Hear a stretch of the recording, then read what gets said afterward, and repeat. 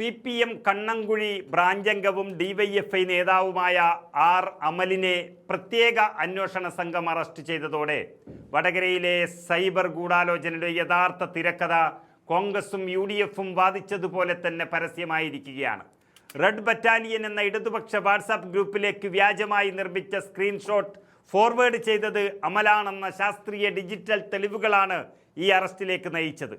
ഇതിന് തൊട്ടു മുൻപ് വടകര സ്ക്വാഡ് എന്ന ഗ്രൂപ്പിലൂടെ ഈ വ്യാജ പോസ്റ്റ് ആദ്യം നിർമ്മിച്ച് 200ഓളം പേർക്ക് ബ്രോഡ്കാസ്റ്റ് ചെയ്യുകയും തെളിവുകൾ നശിപ്പിക്കാൻ ശ്രമിക്കുകയും ചെയ്ത DYFI വടകര ബ്ലോക്ക് കമ്മിറ്റി അംഗം ജിതിൻ ഭാസ്കറിനെയും പോലീസ് അറസ്റ്റ് ചെയ്തിരുന്നു. കേസിൽ ഉൾപ്പെട്ട മറ്റൊരു പ്രധാന DYFI നേതാവായ റിബേഷ് രാമകൃഷ്ണൻ അറസ്റ്റ് ഭയന്ന് കോഴിക്കോട് സെഷൻസ് കോടതിയിൽ നിന്ന് മുൻകൂർ ജാമ്യം തേടിയതും ഈ ഗൂഢാലോചനയുടെ വ്യാപ്തി വ്യക്തമാക്കുന്നു.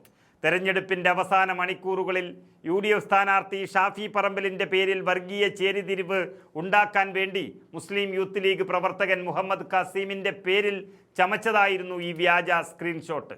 UDF വോട്ടർമാരെ വർഗീയമായി വിഭജിക്കുന്നു എന്നാരോപിച്ച് അന്ന് KK ശൈലജയും LDF നേതൃത്വവും ഇതിനെ വലിയ തെരഞ്ഞെടുപ്പ് ആയുധമാക്കി മാറ്റി.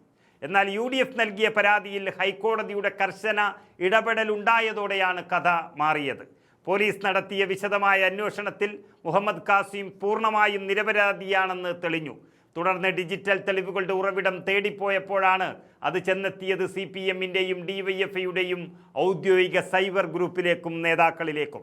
സ്വന്തം ക്യാമ്പിലെ നേതാക്കൾ ഓരോരുത്തരായി സൈബർ ക്രിമിനൽ കുറ്റത്തിന് പോലീസിൻ്റെ പിടിയിലാകുമ്പോൾ തെരഞ്ഞെടുപ്പ് ജയിക്കാൻ ഇടതുപക്ഷം കളിച്ച വർഗീയ കാർഡ് ജനങ്ങൾക്ക് മുന്നിൽ തുറന്നുകാട്ടാൻ UDFന് കഴിഞ്ഞിട്ടുണ്ട്.